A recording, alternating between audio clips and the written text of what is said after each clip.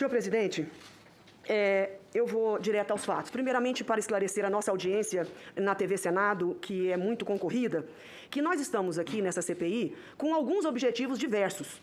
Existe o objetivo e o foco da CPI para identificar qual foi a causa, quem foram os responsáveis pela morte de 500 mil pessoas, praticamente.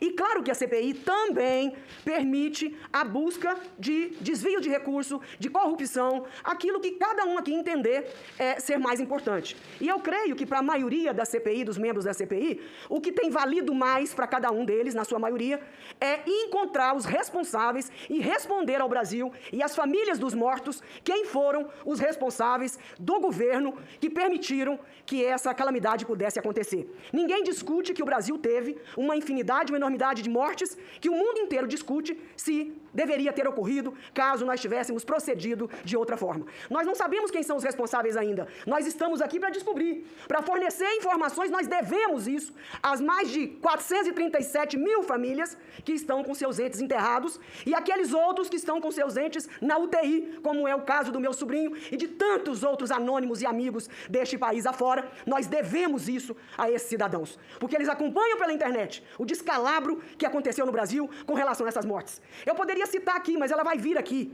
2 cientistas que disseram que se nós tivéssemos agido diferente, 1/3 a menos, no mínimo, de pessoas não teriam morrido nessa pandemia. Então, eu, particularmente, quero sim encontrar toda a corrupção que possa ter sido praticada no Tocantins, que é o meu estado. Mas, em primeiro lugar, eu quero descobrir, antes de mais nada, quem foram os responsáveis pelas mortes dos brasileiros e dos tocantinenses até agora. Então, eu gostaria de deixar isso claro para a nossa audiência, que nós não estamos desviando do assunto da CPI. Nós estamos aqui acusando o governo federal de corrupção. Nós estamos atrás dos membros do governo federal que permitiram um número exorbitante de mortes, óbitos até agora. De uma economia que faliu ainda mais por conta de uma pandemia prolongada e mal administrada, 26 milhões de desempregados, empresas fechando, uma economia no chão, um endividamento das famílias exorbitante, tudo é um complexo que precisa ser responsabilizado, encontrado aqueles que nos prejudicaram. E eu vejo, senhor Ernesto, que eu sou psicóloga de formação, mas na verdade sou muito mais uma mulher do campo, da roça, com muito orgulho. Eu imagino que o senhor tenha uma memória seletiva, para não dizer uma memória leviana.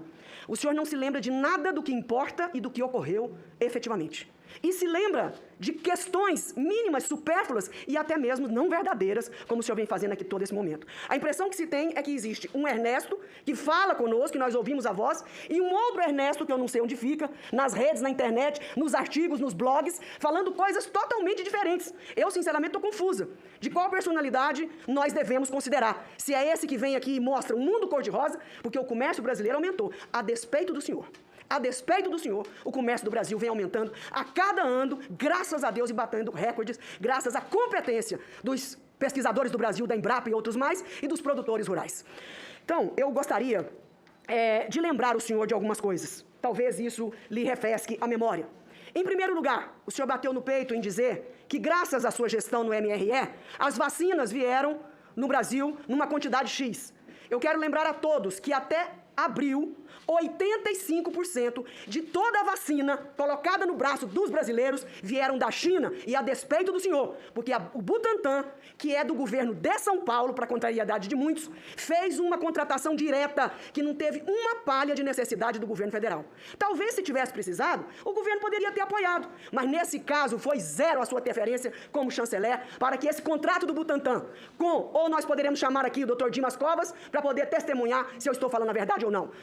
A despeito do senhor, a China fez um negócio com o Butantan, negociou as vacinas e até abril, 85% para desgosto de alguns, a vacina veio da China.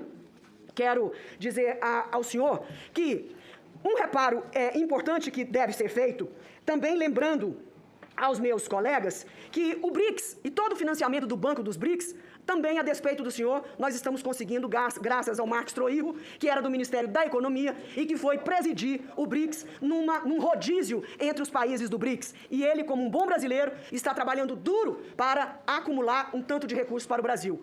E graças a Vossa Senhoria, nós ficamos devendo os BRICS, o banco, para capitalizar os recursos do Brasil e deixar o nosso presidente, Marcos Troillo, vulnerável, devendo esse banco, diferentemente dos outros países, porque no orçamento do ano passado, passado deixaram, e era da sua responsabilidade, que é muito importante essa relação internacional e os pagamentos dos nossos compromissos com os organismos internacionais.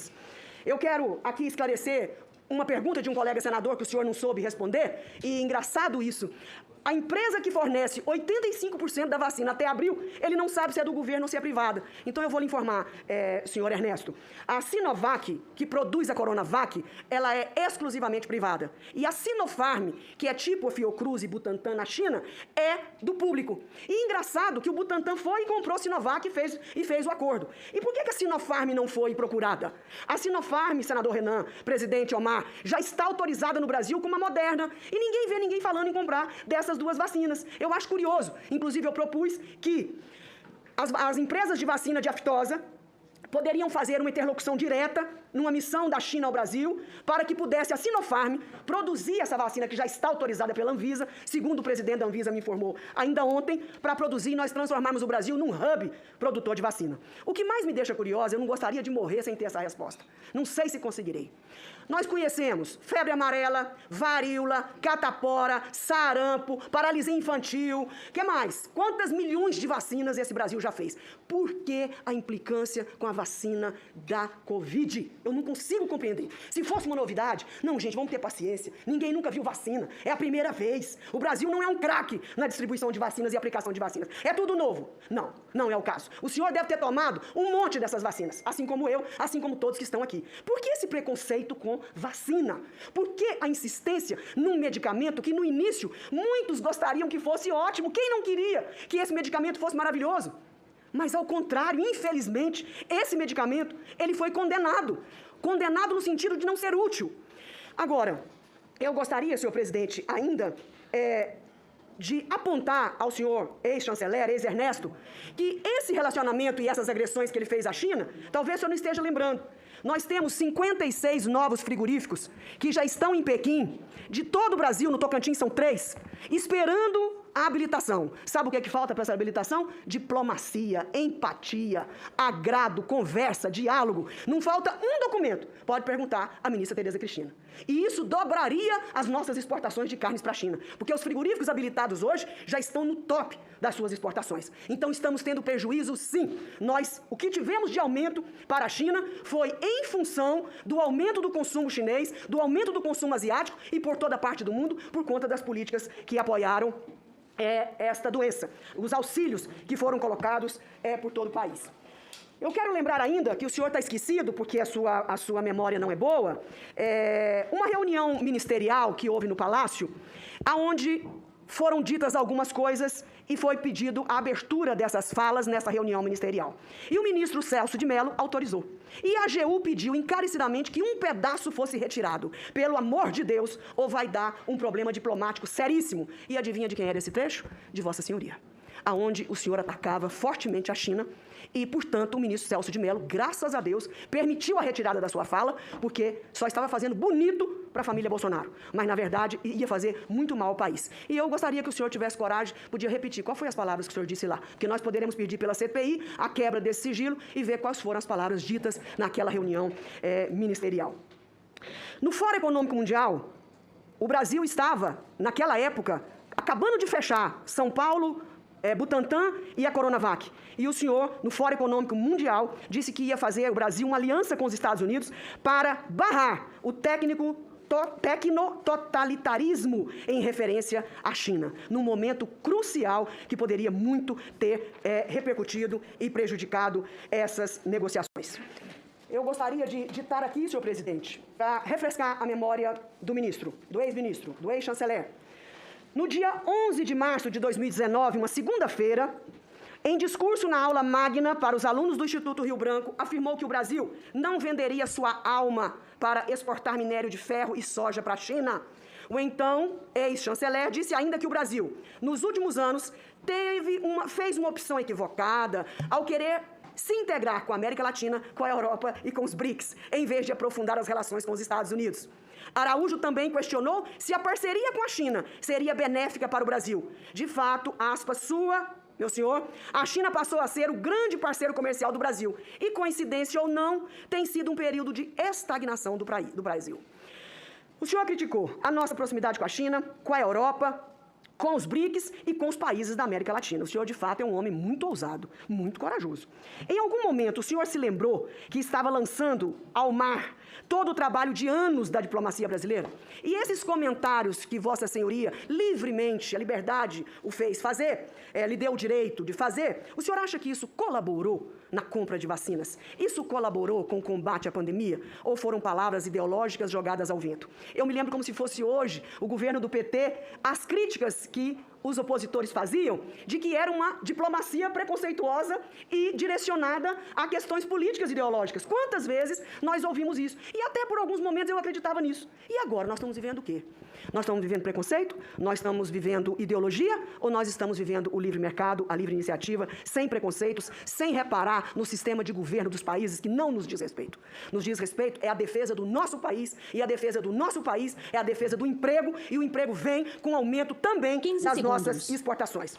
Senhor presidente, ainda lembro aqui, reitero, o seu artigo.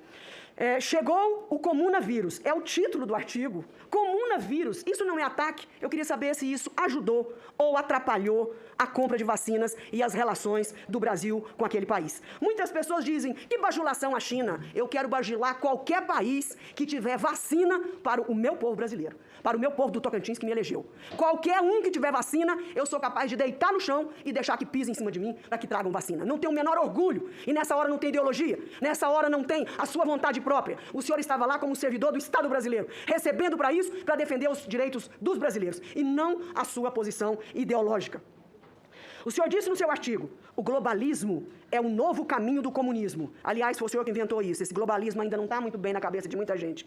O vírus aparece, de fato, como imensa oportunidade para acelerar o projeto globalista. Queria que o senhor explicasse o que é isso. Esse já se vinha executando por meio do climatismo ou alarmismo climático. Ele, agora há pouco, disse para nós aqui, para todos, que ele, durante a sua gestão, se preocupou demais com o meio ambiente. Isso aqui é preocupar com o meio ambiente? Isso aqui contribuiu, de alguma forma, com as relações do Brasil com o mundo? E os ataques que Vossa Senhoria fez pessoalmente aos atacantes do Capitólio americano, o senhor minimizou a ação daqueles vândalos ao invés de se solidarizar com o governo americano. O senhor não era parceiro do governo americano, vocês eram parceiro do Trump.